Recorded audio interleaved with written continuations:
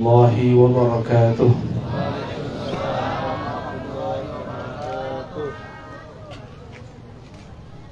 الحمد لله الذي استوى بجلاله وجماله على عرشه العظيم، والحمد لله الذي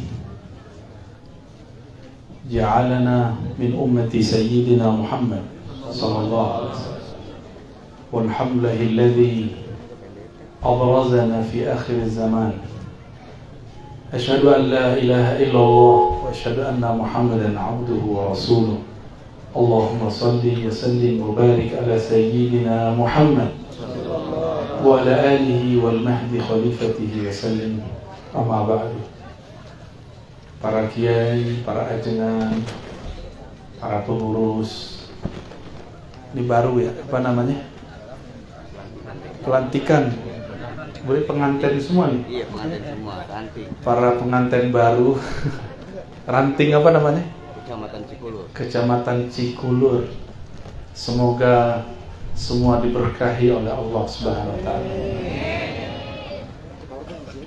Ada satu hadis yang sering kita dengar dari kiai-kiai kita dulu, ternyata hadisnya sahih, riwayat Imam Muslim.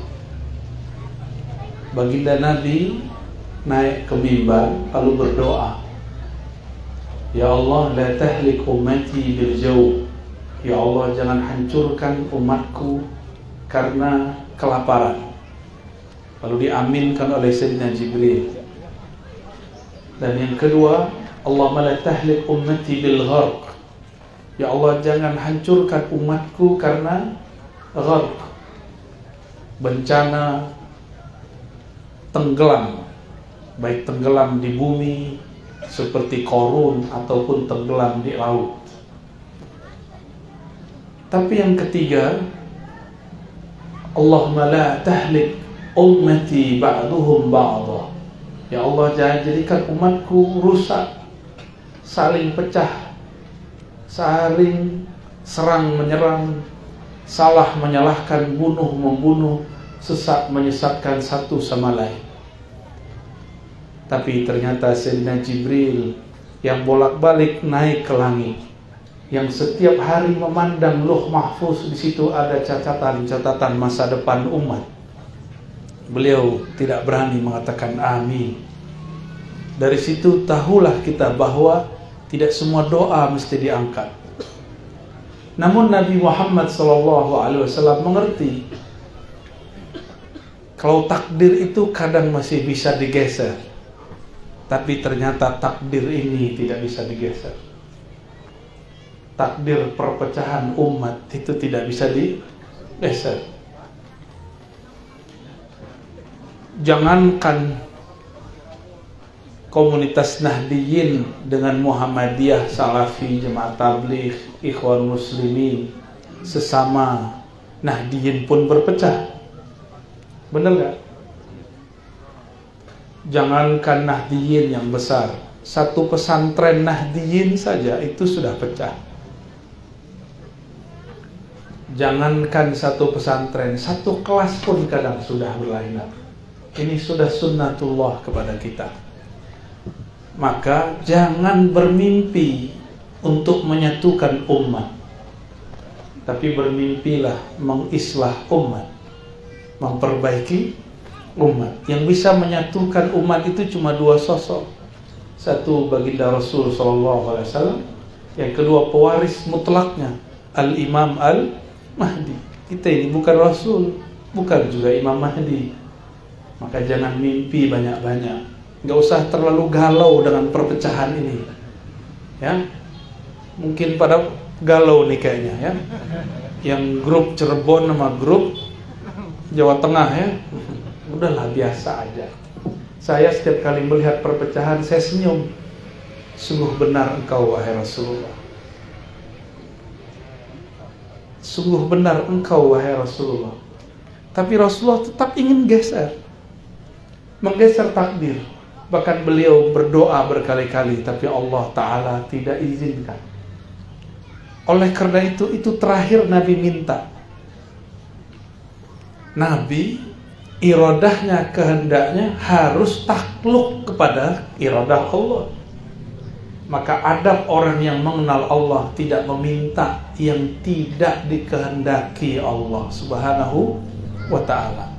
Jadi udahlah ya, ini pandemi sudah dari sono, Covid udah dari sana Pak. Allah sudah tetapkan bahwa di akhir zaman semua bencana ada. Apa maksiat dulu di zaman dahulu ada sekarang. Apa mara bahaya terjadi zaman sebelum Nabi Muhammad ada sekarang. Umat Nabi Lut ngapain? Apa dosa mereka? Jeruk makan jeruk kan? Di kalangan umat ini nambah lagi, bukan jeruk makan jeruk. Pisang. Duh, Ustaz, dibunyiin. Semuanya ada sekarang. Jadi kita cukup ridho menjalani, lalu memilih menjadi kaum agen-agen rahmat Allah. Karena dalam Al-Quran dikatakan semuanya pasti berpecah belah kecuali man rahima rabbuk atau man rahima rabbi, kecuali yang dirahmati oleh Allah Subhanahu wa ta'ala. Maka ada kata kunci di situ, kelompok yang akan aman dari mara bahaya perpecahan, kelompok yang di kolbunya hidup nur rahmat Allah. Rahmatullah itu adalah Rasulullah. Wa ma arsalnaka illa rahmatan lil alamin. Tidaklah kami utus engkau kecuali sebagai rahmat. Berarti rahmat bagi alam, rahmatullah. Apa arti rahmat? Kekasih tersayang Allah atau kasih sayangnya Allah. Maka tidak mungkin orang yang menjadi pewaris Nabi tapi mengajarkan kebencian kepada umatnya Nabi Sallallahu Alaihi Wasallam. Ini nanti saksikan aja Pak, mau di NU, mau di Muhammadiyah, mau di kelompok apa saja, jika di kolbunya ada rahmatullah, maka kelompok ini pasti selamat. Kelompok ini gak akan baperan, kelompok ini gak akan tersinggungan, kelompok ini tahan banting. Dia tidak akan mundur cuma karena perpecahan sedikit. Ini geserkan dikit, saya mundur aja deh. Gak begitu, ini baru jadi ranting kan. Kan kalau antum jadi pucuk lebih gawat lagi. Lebih gawat lagi. Apalagi masuk ke alam baru namanya YouTube. Gak kuat-kuat telinga. Telinga gak bisa ditebelin Pak, cuma kolbu yang bisa ditebalkan. Dengan apa menebalkan kolbu? Dengan rahmatullah, dengan memasukkan rahmat Allah. Itulah yang disebut Nur Muhammad Sallallahu Alaihi Wasallam. Jadi kajian Nur Muhammad itu bukan sekedar kajian-kajian ngarang. Orang yang di kolbunya ada Nur Muhammad Sallallahu Alaihi Wasallam, berarti di kolbunya ada nur cahaya kasih sayang. Kami dulu kalau belajar hadis ke guru manapun, ketemu Habib Ali Al-Jufri, ketemu Tuan Guru Syekh Wildan, lama di Mekah, ketemu Syekh Ahmad Marwazi, orang Betawi 12 tahun di Mekah, ketemu Syekh Amin, orang Libanon, ketemu orang-orang Yaman, ketemu orang Mesir. Semua memulai kajian dengan irhamu man fil ard yarhamkum man fis sama. Sayangi makhluk di bumi, mau dia mukmin, mau dia kafir, mau dia muslim, mau non muslim, sayangi. Ini jangankan non muslim, sesama muslim aja dineraka-nerakakan. Ya, udah mulai ya? Udah mulai ya. Udah mulai nak? Mulai. Yang paling santai kan kaum sarungan. Iya. Punya sarung nggak nih? Biasanya saya nggak sarungan. Semenjak pandemi inilah menjadi santri sarungan. Dulu pakai levis gitu Pak, sama pakai jin, malaikat aja enggak. Berkah pandemi. Jadi utuh nyantrinya. Dulu gengsi pakai sarung. Tapi waktu ke kampus pakai sarung, dikira kita mau minta proposal. Ya, diusir saya sama security-nya. Ya. Alhamdulillah, ya bisa nyamar lah dikit-dikit. Bapak Ibu yang dimuliakan Allah, jamaah, para kiai, para jengan, umarok kami, ulama kami.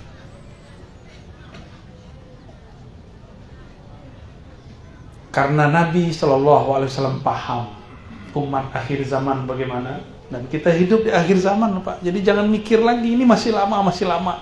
Ini sudah lama. Ini sudah lama. Saya mau tanya, sudah berapa tahun Mekah Madinah dikuasai oleh kelompok yang mencoba membid'ah-bid'ahkan umat, yang mengharamkan orang bertabarruk, ya, yang mengatakan kita ini penyembah-penyembah kubur. Udah berapa tahun, Pak? Hitung lah. Tahun berapa dulu? NU dibangun tahun berapa? 1926.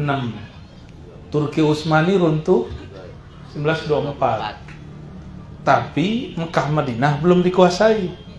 Mekah Madinah baru dikuasai tahun 1933. Ketika kerajaan Hasyimiyah kalah. Kenapa? Karena keluarga Saud dibantu oleh Inggris. Dibantu persenjataannya oleh Inggris. Dulu Inggris ini kaki dua, Pak, dulu. Kolonialnya bukan Inggris yang sekarang. Kolonial Inggris ini dulu kakinya dua. Jadi dia punya orang di Sultan Hashim, punya orang di keturunan Saud. Setelah kemudian dikaji oleh mata-matanya, mereka bilang keluarga Hashim gak bisa diatur. Yang bisa kita setir ini keluarga Saud. Udah kasih dana, kasih senjata, dan berhasil takluklah 1933. Total Mekah Madinah dikuasai oleh kelompok yang mereka menyebut kita sebagai penyembah kubur. Ini bau-bau kuburion ini kan? La hadrati la rohia. Ini lidahnya kan kelihatan nih. Bau-bau kubur semua ini. Ila arwahi. Ntar lagi mau bulan ruah ya. Ruah arwah ya. Plesetannya kan begitu. Bulan ruahan itu kiai-kiai laku keras. Proyek.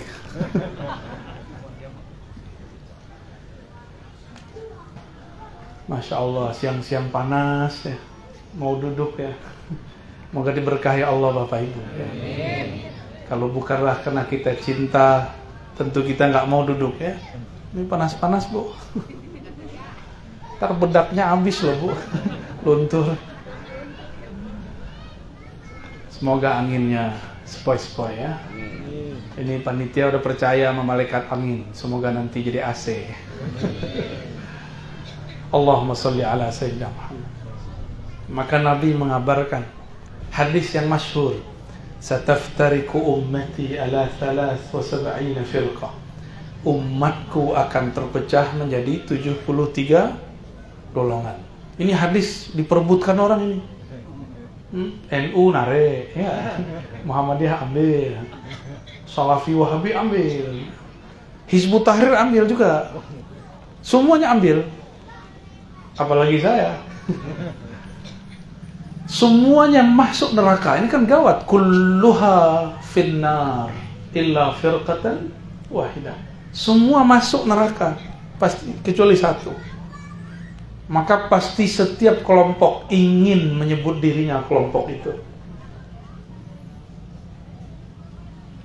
Lalu ditanya Rasulullah SAW, siapa kelompok yang satu wahai baginda Rasul? Dijawab oleh beliau, ma ana alaihi wa ashabi. Kelompok yang ana alaihi, akulah yang jadi imamnya. Wa ashabi, karena mereka tidak bertemu aku, mereka mengikuti ashab. Ashab jamak dari sahabat, sahib. Sahabat ada berapa? Ada beberapa banyak sahabat. Sahabat Nabi bukan sahabat antum di Facebook. Di Facebook kalau 5.000 udah gak bisa ya, buat baru ya. Kalau di WhatsApp ada grup, tuh kan ahli WhatsApp semua. Sekarang ini bukan ahlul kitab lagi, ahlu wajhil kitab. Facebook, wajhu face, kitab book, wajhul kitab.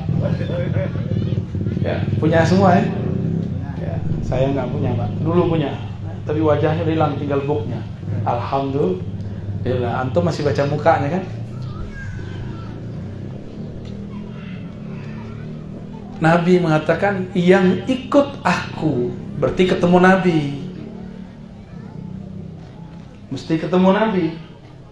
Ada nggak kelompok orang NU ketemu Nabi nggak? Antum ketemu Nabi nggak? Jenggotnya lumayan. Ini ajib nih orang NU berjenggot nih. Nah, 1, 2. Ya. Ada bisa nyamar. Ya. Biasanya nggak ada tuh, kiai-kiai nggak ada jenggotnya. Ya. Jangan antum nyamar lagi.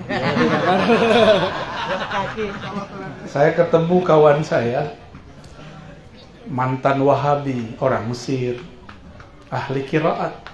Kata dia, aswaja dan sufi di Mesir anti jenggot katanya. Kalau kita nggak anti jenggot, anti jenglot. Makanya curiga ini jenggotnya. Besok-besok bisa dipotong nih. Jangan dipotong, lanjut ya. Kalau bisa lebih panjang. Kalau di kampung saya, orang berjenggot itu dukun dulu. Jadi kiai-kiai nggak mau berjenggot karena takut disebut uskun, ustadz plus dukun. Ada maharnya biasanya. Alhamdulillah, saya berjenggot tapi nggak di kampung. Jadi aman, nggak disebut uskun, disebut us-us aja, ustadz-ustadz. Nabi mengatakan yang ikut aku langsung atau ikut sahabat-sahabatku. Jumlah sahabat berapa? Berapa jumlah sahabat, Ibu?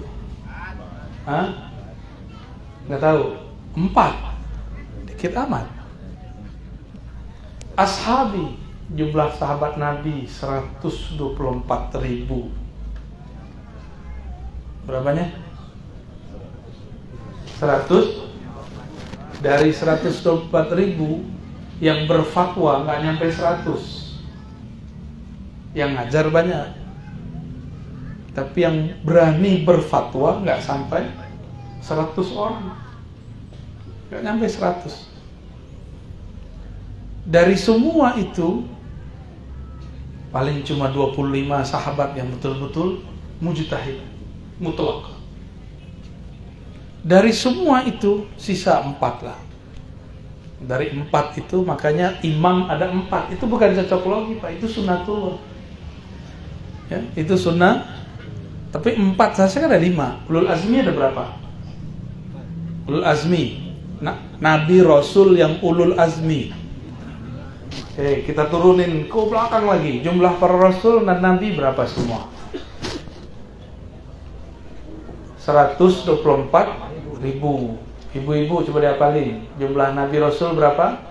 124. Nabi bersabda, ulama pewaris para Nabi. Maka jumlah ulama setelah Nabi dihapus mesti 124.000 minimal.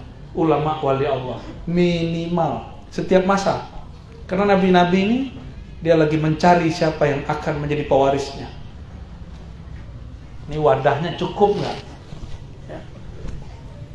Di ruhaniyah, arwah-arwah para rasul, para nabi itu lagi cari siapa yang berhak menjadi pewarisnya.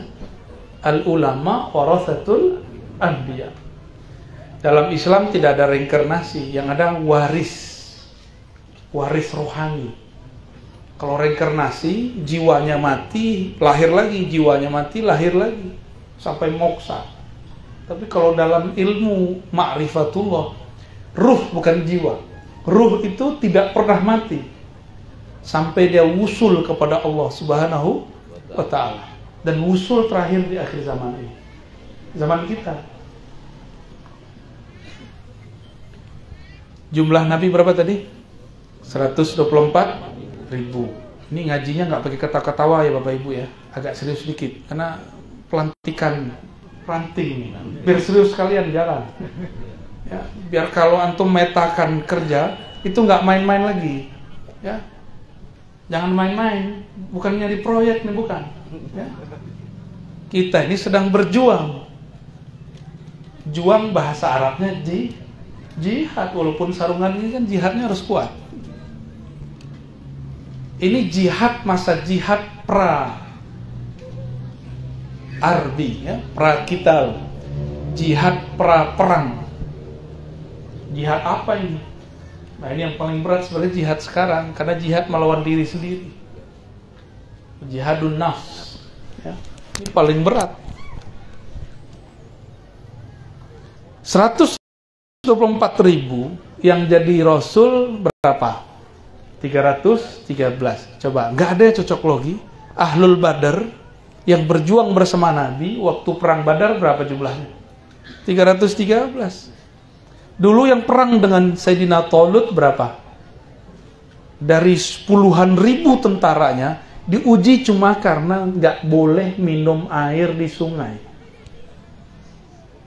Lagi aus-aus ketemu sungai, kata Talut, tidak boleh kalian meminum kecuali cuma sebatas dapat tangan, ghurfatan biyadi. Ujian bener nggak? Karena antum nih mau dapat proyek besar, tiba-tiba ada kalam, nggak boleh ambil kecuali sedikit. Oh, buyar itu.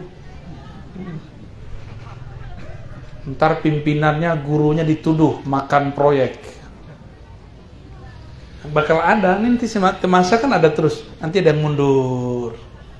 Begitu terus. Tidak mau lagi berjuang. Bayangkan, puluhan ribu tentara Talut, sisa berapa? 313. Tapi menang nggak? Kam min fi'atin qalilah ghalabat fi'atan katsira. Banyak kelompok kecil mengalahkan kelompok besar. Ini dalilnya.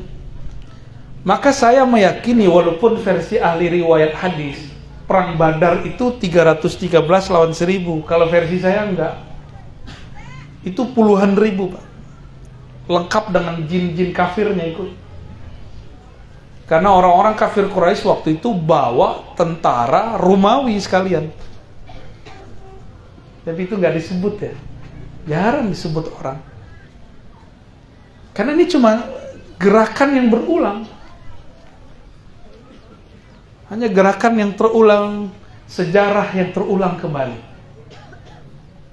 Maksud saya sederhana, di Indonesia pergerakan keagamaan terbesar ya organisasi antum inilah, Nahdlatul Ulama. Tapi jangan tertipu dengan jumlah, itu maksud saya, ya.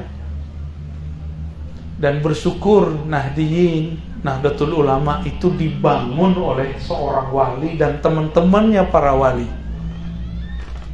Itu wali semua, Pak. Kalau dalam ilmu ma'rifatullah, walinya sudah kutub, wali-wali puncak itu. Dan jumlah kutub itulah yang disebut 313. Jadi Al-Badr, orang yang ikut perang Badar 313 itu wali kutub semua.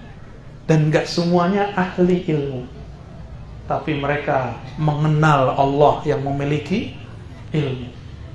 Gak semuanya bisa baca kitab, banyak yang gak bisa tulis baca. Jadi jangan kaget antum nanti ketemu wali gak bisa baca kitab. Serius, ya. Banyak kiai terhalang jadi wali karena dia baca kitab pintar. Akhirnya menurut dia wali itu harus sesuai dengan kitab, padahal kewalian sudah ada sebelum kitab itu ditulis. Masa wali diatur-atur sama kitab kuning yang baru kemarin sore? Wali itu sudah ada, bahkan sebelum alam semesta ini ada. Diusut ke sebelum ini ada, alam ini ada. Ternyata Nur Muhammad SAW itu memancarkan 124.000 cahaya.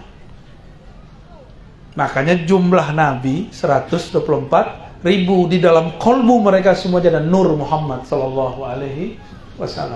Nur Muhammad isinya apa? Rahmat Allah. Jadi modal jadi pewaris Nabi bukan baca kitab. Modal jadi pewaris Rasulullah ada kasih sayang di dalam kolbu. Nabi yang paling lama umurnya selain Nabi Adam siapa?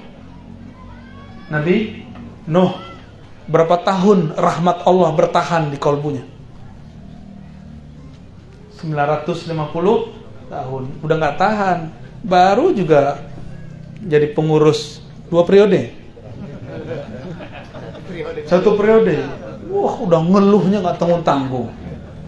Mati aja lah kau kiai. Gitu ya. Embat sendiri kiai.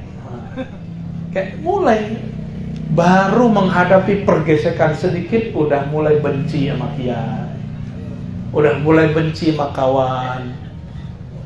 Gimana mau jadi kekasih Allah?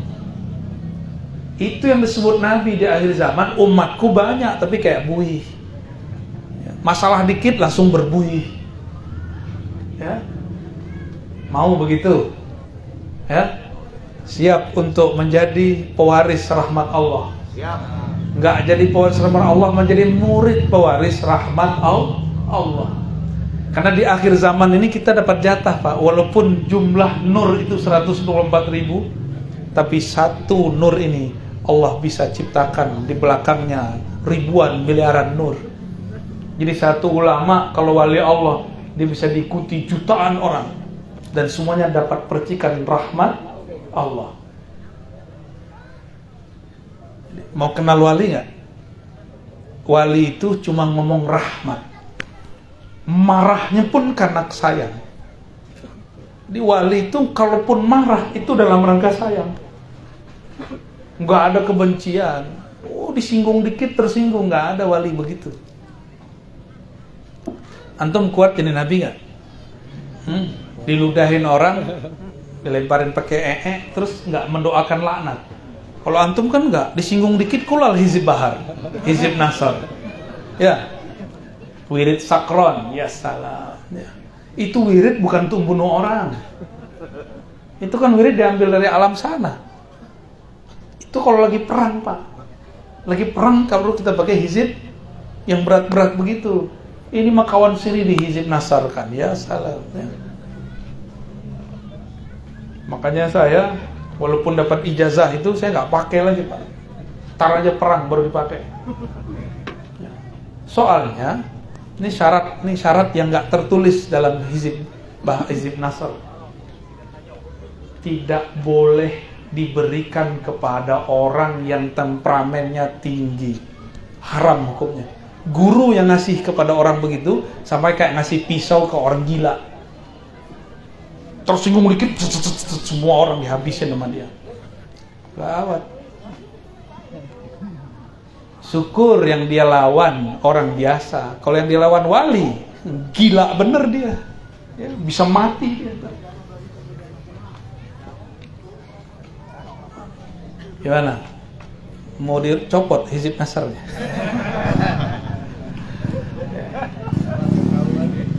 Raja-raja, ya. Antum suuzon sama makhluk sih ya. Karena suuzon sama makhluk gak pakai rahmat, pasang raja untuk agar diri. Ya Allah, kita ini khalifatullah di bumi, gak perlu dirajah-rajah. Rajahlah qalbumu dengan nama Allah, maka Allah jaga engkau. Rajah qalbu kita dengan alif lam lam ha Allah, dengan ha waw hu. Cukup itu,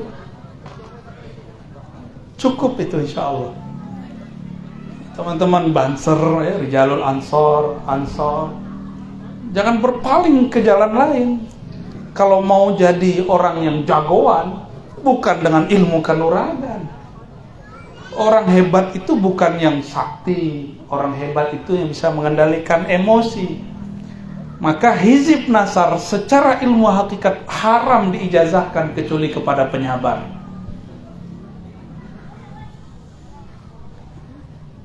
Dalam kitab Lataiful Minan, Imam Al-Arif Billah Ibnu Athaillah Sakandari, wali kutub di zamannya,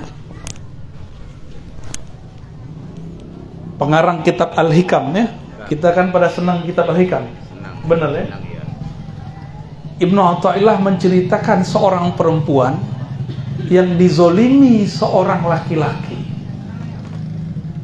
Lalu dia angkat tangan, "Ya Rabb, aku dizolimi oleh laki-laki ini. Aku serahkan urusannya kepada Engkau."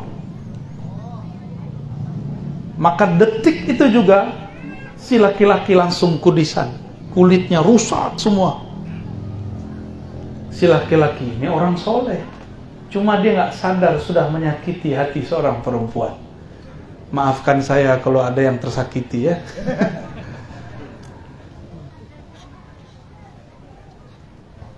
Berobatlah ke semua orang, nggak ada kiai yang bisa menyembuhkan. Ternyata berkecamuk dia. Ada ahli kitab, seorang rahib bukan muslim, tapi kasyaf. Ini membingungkan ini. Ini kasyaf apa ini? Ya. Rahib di tengah hutan, belum kena dakwah dia. Kata orang kalau datang ke si rahib, penyakit ente sembuh. Akhirnya datanglah si kiai muda ini kepada si rahib yang sudah kudisan sepenuh badannya. Apa kata si rahib? Selama ini aku mengobati orang, baru ini yang tidak bisa aku sembuhkan. Terus dia berpikir, wahai anak muda, dia nggak tahu kalau ini kiai, pernahkah engkau menzolimi, mencelakai, bukan cuma nyakitin hati nggak masalah ya, ini mencelakai semuanya, seorang manusia. Dia ingat-ingat, setelah ada setengah jam baru dia, betul Tuan Rahib, aku pernah menzolimi seorang wanita. Lalu sang kiai ngomong, sebutkan namanya siapa? Si rahib. Namanya siapa? Di mana tinggalnya? Karena dia bukan muslim, tapi dia tahu cara berdoa kepada pemilik alam semesta. Jadi yang bisa berdoa kepada Allah bukan hanya muslim, non muslim juga ada yang doa dengan cara-cara dia sendiri. Disebutkanlah alamatnya, orangnya. Maka Tuan Rahib bilang, kamu tinggal di sini, saya cari orangnya. Wah, ini benar-benar orang hebat ini. Kasyafnya luar biasa. Sampailah di tempat si perempuan. Ngobrol-ngobrol. Karena perempuan suka curhat, ditanyalah sama si rahib. Wahai Ananda, kamu dulu pernah dizolimi si fulan ya? Lah, kenapa Tuan Rahib tahu? Terlihat dari wajahmu, Neng. Luar biasa. Terus, tahu nggak kamu sekarang? Dia itu lebih gila lagi sekarang. Dia menzolimi sekian perempuan. Serius. Naiklah emosi si perempuan. Kemudian dia angkat doa. Ya Allah, aku tidak ridho kepada orang itu. Hancurkan dia sekarang juga. Emosi dia. Ini si perempuan emosi. Tapi bedanya, kalau tadi doanya gimana? Ya Allah, aku serahkan pembalasannya kepada Engkau. Kalau sekarang, hancurin ya Allah. Itu beda kan? Jadi sekarang dia doa pakai nafsunya. Detik itu juga semua kudis yang ada pada orang kiai muda itu kering.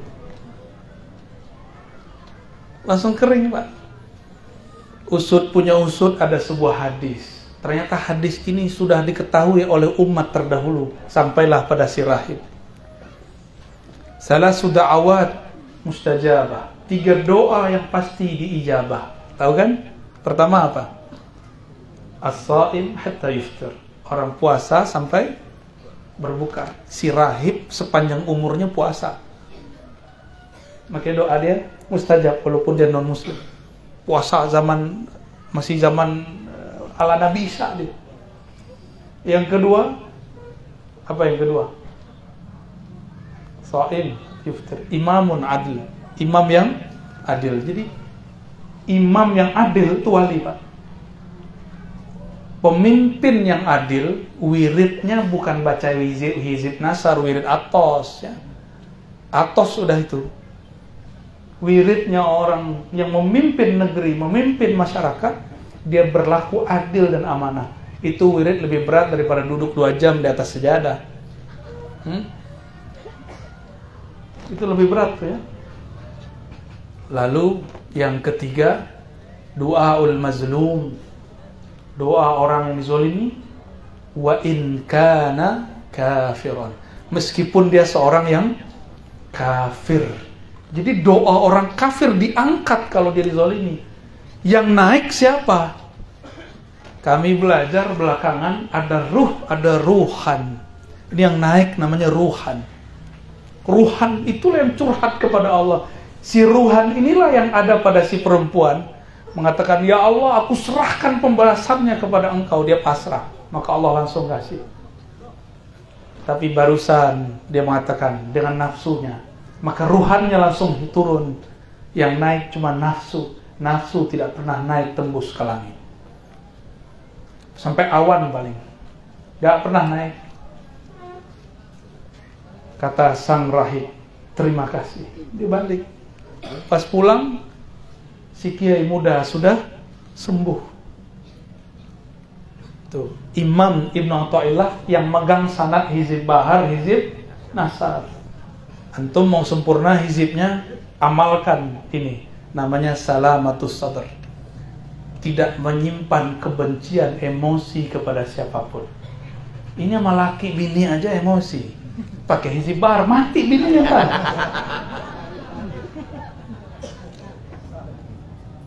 Punya murid, bacaannya hizib nasar. Waktu marah sama muridnya, melayanglah itu penghapus. Dia kena kepala muridnya. Emosi, ya. Gimana? Mau jadi yang mana? Saya melihat sudah mulai bergeser ini. Orang-orang aswaja ini mengira itulah jalan kepada Allah. Dikira baca begitu jadi sufi. Bukan. Sufi itu ngurus kolbu, bukan ngurus wiridan. Wiridan gampang. Wiridan itu gampang, Pak. Tadi saya diskusi dengan Kiai Nurul di tepi saungnya itu, kita diskusi. Malam tadi kata beliau, kami habis baca kitab Al-Azkar. Nabi punya istri pasangan, itu wiridan 4.000 biji. Dari pagi subuh sampai duha baru kelar. Keren gak tuh? Tapi Nabi bilang apa? Maukah kamu zikir yang lebih cepat dari itu? Baca sekali sama dengan zikir 4.000. Begitu Nabi ngasih clue-cluenya. Jadi kalau wiridan, Pak, iblis lebih lama dari kita. Saya udah sering cerita, iblis itu disebutkan oleh Imam At-Tabari 80.000 berwirid dengan wirid malaikat-malaikat di langit dan malaikat penjaga surga. Semua asma yang ada di langit dan di surga dia punya. Cuma satu yang dia nggak punya, sholawat kepada Sayyid Rahmatan lil Alamin. Penghulu yang di dalam dirinya ada rahmat kepada alam semesta. Itu yang nggak ada di kolbunya. Coba, kalau baca hizib nasar gimana, Pak? Fa'ahlikhum, wa baddid syamlahum, wa farrik jam'ahum. Waduh, kayaknya kesel bener tuh. Wah, tuh, ini ngetes doang. Ternyata bener pengamal. Bener ya? Antum boleh pakai itu pas perang nanti. Oh, sekarang udah perang. Belum perang itu. Belum perang yang itu. Kata Imam Abul Hasan Syazili, seandainya orang di Baghdad baca hizib nasar, Tatar, kelompok Bani Tatar, atau orang-orang Mughal tidak akan sanggup menaklukkan Baghdad. Jadi di Baghdad banyak ulama tapi mereka sudah tidak ada yang memagar negeri, yang ada cuma magar-magar diri sendiri. Mereka udah sibuk dengan urusan politik, diskusi politik, diskusi, ilmu ma'rifat tertinggal. Kata beliau, ya, siapa yang membaca hizib kami, falahu malana. Yang baca hizib kami, wirid kami, maka dia dapat yang kami dapatkan. Puncak hizib Imam Abdul Hasan Syadzili bukan hizib Nasar, tapi hizib Al-Bar. Kalau itu antum mau, saya ijazahkan siang ini juga. Ya, itu isinya dari awal sampai akhir makom rohani. Ya, minimal sekali sepekan diamalkan. Ya, panjang soalnya. Tapi harus ada kiai yang menjelaskan maknanya.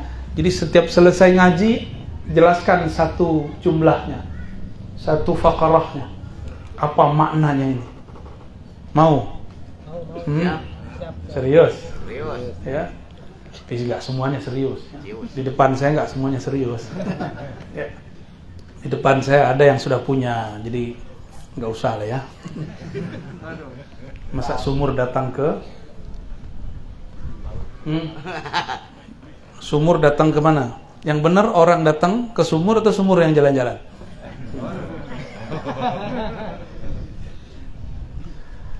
Udahlah ya. Antum nafsu amat sih mau dapat ijazah. Tuh ngetes aja tuh ya. Ternyata kita nafsu semua. Ada kawan nafsu banget pada ketemu ngapain? Minta ijazah wirid. Ya salah. Zaman sekarang jangan nafsu sama wirid. Kita itu sekarang yang dicari, yang Nabi sebut itu. Maukah kamu aku tunjukkan zikir kalau kamu baca sama dengan 4.000. Sama kayak zikir dari pagi sampai duha. Tapi kawan kita gagal paham juga. Yang dia pahami cuma bacaannya, bukan ma'rifatnya. Subhanallah adada ma khalaqa fis sama. Gitu kan? Maha suci Allah, maha hebat Allah, sebanyak bilangan yang dia ciptakan di langit. Adada ma khalaqa fis sama. Subhanallah adada ma khalaqa fil ard. Subhanallah adada ma khalaqa ma baina dzalik. Subhanallah adada ma huwa khaliq. Itu baca begitu sama kayak antum zikir 4.000 kali. Padahal cuma 4, satu zikir sama dengan 1.000. Apa rahasia di situ? Bukan subhanallah maha suci, tapi nerjemahnya maha hebat. Maha hebat Allah. Sehebat apa Allah? Sehebat semua yang di langit. Di langit ada berapa, Pak? Ada yang udah naik ke langit belum? Belum kan? Tuh. Nabi sudah naik ke langit, maka ketika beliau sebut itu, beliau sudah ingat semuanya berapa jumlahnya. Dibandingkan zikir 4.000, kalah gak tuh? Kalah. Itu kalimat satu udah cukup. Itu zikir-zikir ma'rifat namanya. Jalan pintas, jalan tol. Mau thariqat tol. Ya, wiridnya nggak panjang-panjang, Pak. Yang panjang ma'rifatnya. Tapi proses menuju ma'rifat itu yang panjang. Mengenal Allah ini yang panjang. Kita ini kan kuat kalau ngobrol sambil ngopi sampai jam 4 pagi ya. Bener? Itu ngomongin apa tuh? Ngalor ngidul. Kok bisa kuat? Karena asik dengan mainan pikiran, mainan nafsiyah. Bisa begini, bisa begitu, baca kitab. Saya mau tanya, sebelum ada kitab kuning, kolbu kita sudah ada kitab nggak? Sudah ada. Maka orang-orang yang di kolbunya sudah bisa dibuka kitabnya, ilmunya tak terbatas. Dia bisa membaca yang nggak dibaca orang. Ya, dia menjelaskan yang nggak dijelaskan di kitab. Ya itulah kekasih-kekasih Allah SWT. Ujian terberat orang-orang baca kitab, ketemu kiai nggak bisa baca kitab. Imam Sya'rani semua kitab hampir dia baca di zaman itu. Lalu dia nulis dengan kesombongannya. Kata dia dalam kitab Al-Mizan, ya itu udah tobat itu. Al-Mizan Al-Kubra. Ada yang tahu kitabnya? Ya, kitab fikih tapi ala sufi. Ala ilmu hakikat. Kata dia, saya ngaji yang basic-basic sudah khatam.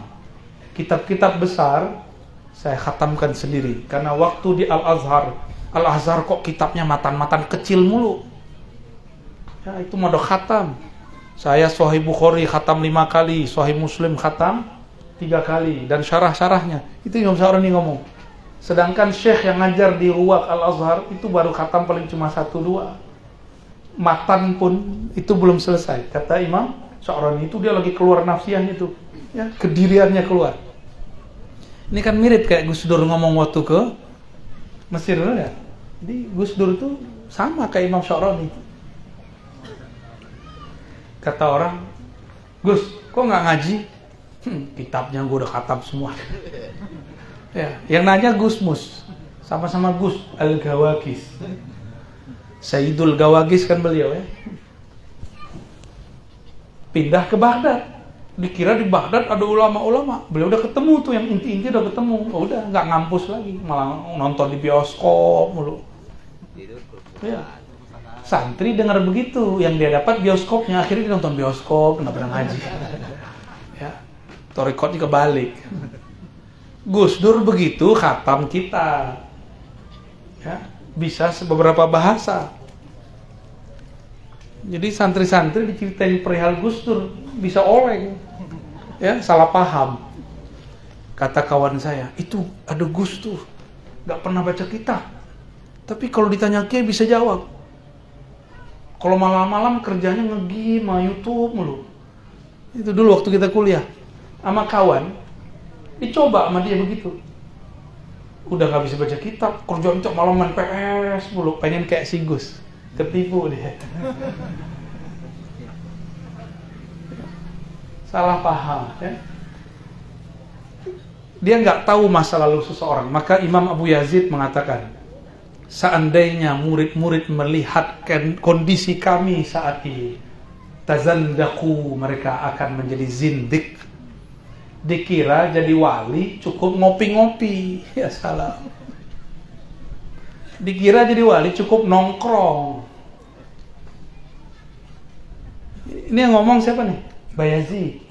Ya. Beliau ini mi'raj tiap hari, ruhaninya 70 kali, Pak. Tiap hari. Kullu yaum, satu napas dia langsung naik. Orang udah wirid 70.000 gak naik-naik, dia satu napas naik. Tapi tahu nggak torikot beliau sebelum jadi wali? Dia punya wirid. Di zaman tidak ada Grab, nggak ada GPS, nggak ada mobil, nggak ada motor. Jalan kaki mesti sholat di 1000 masjid. Jangan bayangin masjid kayak di Banten, beda gang udah ada masjid. Ini Persia. Persia ini kalau mau paham datang ke Turki aja deh. Di Turki masjid itu susah nyarinya. Jalan, ntar baru ada masjid lagi di sono. Saya kira kayak di Indonesia, Pak. Dari hotel saya jalan, mana nih suara orang? Kita ngelihat kayak kubah masjid, ternyata itu gereja. Jadi di sana itu tradisi rumah ibadah mesti pakai kubah walaupun bukan non Muslim. 3 kilo saya jalan, baru ketemu Masjid Ayyubiyah, Abu Ayyub Al-Ansari, sahabat Rasulullah yang mewakafkan tanah masjid Rasulullah Sallallahu Alaihi Wasallam. Nah, itu kira-kira ya yang dapat saya sampaikan. Dapat nggak poinnya? Dapat poinnya. Jadi pergerakan kita ke depan Ahlus Sunnah harus dimulai dari jiwa. Musuhmu sendiri adalah dirimu. Inna a'da'ika ma baina janbai. Musuhmu sendiri itu emosimu, ketersinggunganmu. Siap gak nih yang baru dilantik untuk menyampingkan itu? Berat ya? Insya Allah ya, minta kepada Allah. Kan Allah yang urus juga. Kita mah gak bisa bersihin diri, Pak. Allah yang bersihin kita. Makanya kalimat man taba taballahu alaihi, siapa yang hendak tobat, Allah terima tobatnya. Taballah, Allah tobatkan dia. Jadi sebenarnya yang tobat itu dia juga. Man taba, bukan mantap. Man taba taballah alaihi. Siapa yang tobat, Allah tobat kepadanya. Berarti Allah sendiri menyebut dirinya tawwab. Maka tobatnya orang-orang kiai-kiai, gawagis, ajengan, santri itu bukan lagi dosa maksiat zahir, tapi sudah masuk ke dosa batin. Ya. Jadi kita ini kalau habis sholat, istighfar itu bukan lagi dari dosa mata jelalatan, ya, itu dimaklumi. Ya. Tapi dari kolbu yang jelalatan. Ini yang berat. Kolbu yang, aduh, begitulah sulit untuk diceritakannya. Nggak cukup, hari udah panas. Bapak Ibu yang bukan Allah, Allah Maha Hebat. Walaupun tubuh fisik ini terasa panas, tapi kalau sudah asik ngomong ilmu, lupa kalau matahari panas. Saya ingetin Pak, mataharinya panas. Biar kembali lagi. Iya. Biar sadar. Cukup ya? Kurang kayaknya. Apa lagi? Kurang. Ya udah, saya kasih satu clue aja deh ya. Inti Hizib Bahar di mana? Nih oleh-oleh buat antum. Inti Hizib Bahar ada di lafaz pertama. Coba baca lafaz pertamanya. Allahumma ya alim, ya azim, ya halim, anta rabbi, wa ilmuka hasbi. Coba diterjemah. Ya alim, wahai yang maha mengetahui. Apa yang dia ketahui, apa yang bakal kita minta, apa yang kita perlukan dalam berjuang. Allah sudah tahu belum? Sudah. Terus masih perlu minta gak? Hah? Kalau masih minta nggak percaya sama Allah. Salam dulu kita ya. Kalau kita berdoa niatnya ngasih tahu Allah, kurang ajar nggak? Nggak sopan. Nggak sopan. Dan banyak kiai nggak sopan sama Allah. Dia lupa kalau Allah itu nggak pernah lupa. Allah pernah lupa nggak? Kalau Allah lupa bukan Allah namanya. Ya?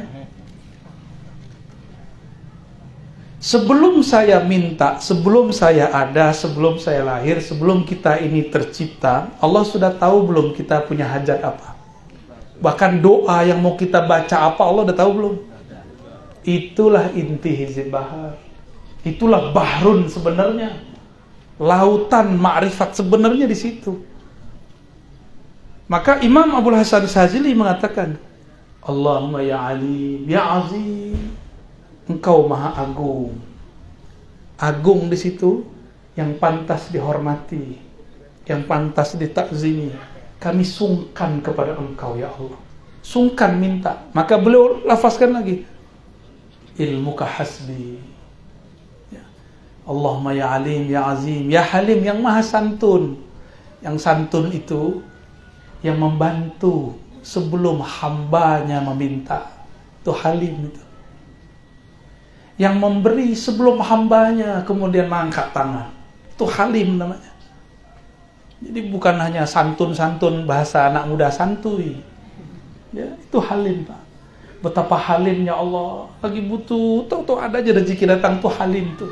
Dengan helmnya lah Allah kemudian berinteraksi dengan kekasih-kekasihnya.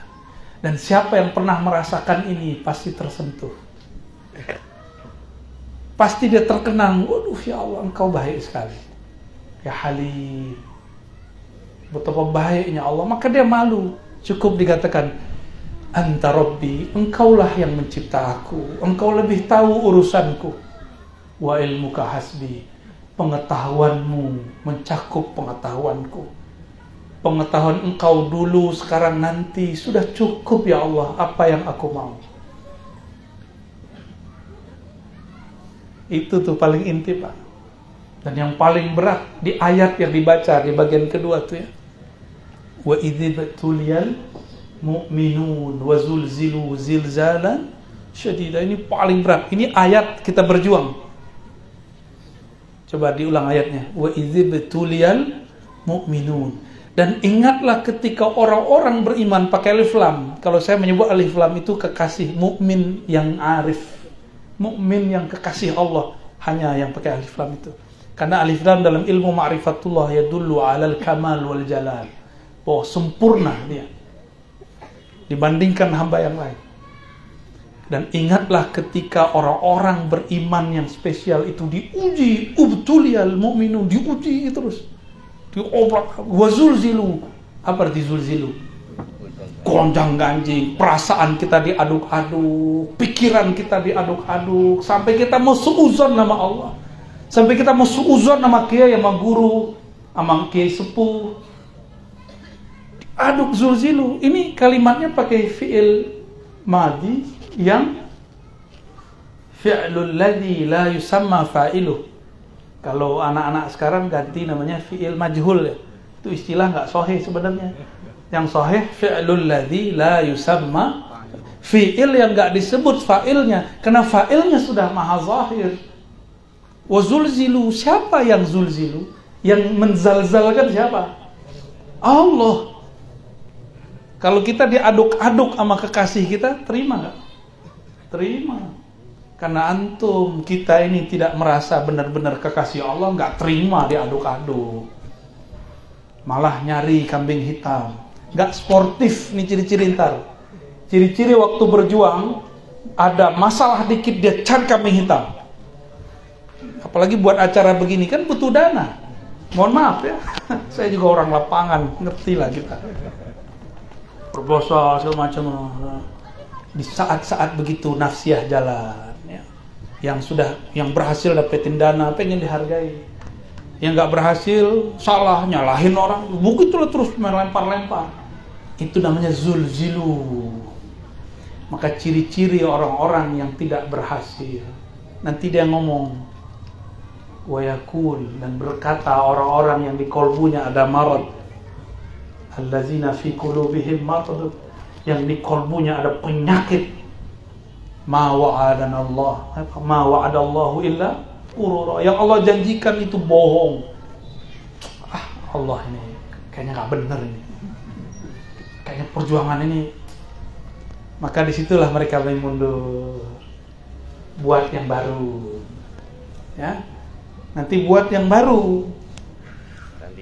Ranting baru entar. Rantingan.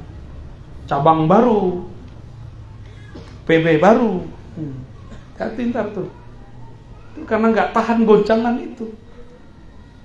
Saya yakin benar yang mendirikan Nahdlatul Ulama itu wali-wali Allah. Karena Hadratus Syekh Hasyim Asy'ari murid dari Al-Qutub Al-Kabir Syekh Khada Khalil. Muridnya kutub ya kutub. Ini yang benar-benar murid. Selebihnya ada yang cuma ngambil berkah. Ada yang murid separuh-separuh, makanya murid-muridnya nggak semua jadi wali kutub. Ini jarang dibahasakan orang, Pak.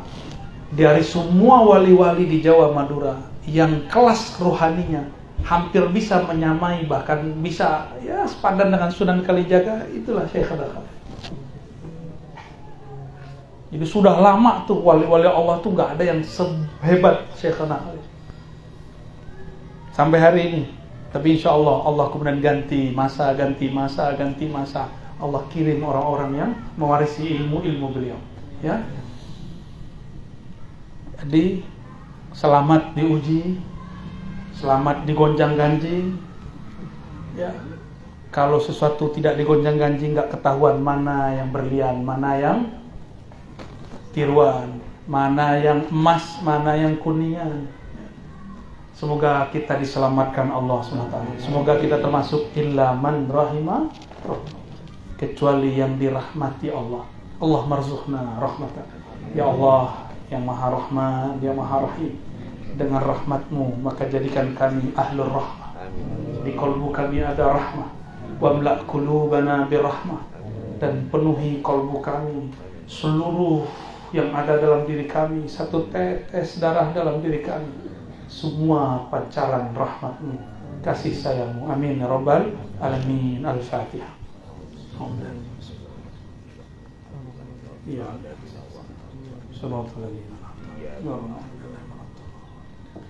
Lebih kurang itu yang dapat saya sampaikan. Mohon maaf menggurui karena disuruh jadi guru ya. Mohon maaf kalau ada yang tersinggung, emang disuruh menyinggung ya. Harapan cuma satu, dapat ridha Allah Subhanahu wa taala. Mohon doa juga untuk kami. Kita pun sering diserang-serang orang, tapi insya Allah kita serahkan urusannya kepada Allah SWT. Mohon maaf, salam takzim, salam cinta untuk semuanya. Assalamualaikum warahmatullahi wabarakatuh.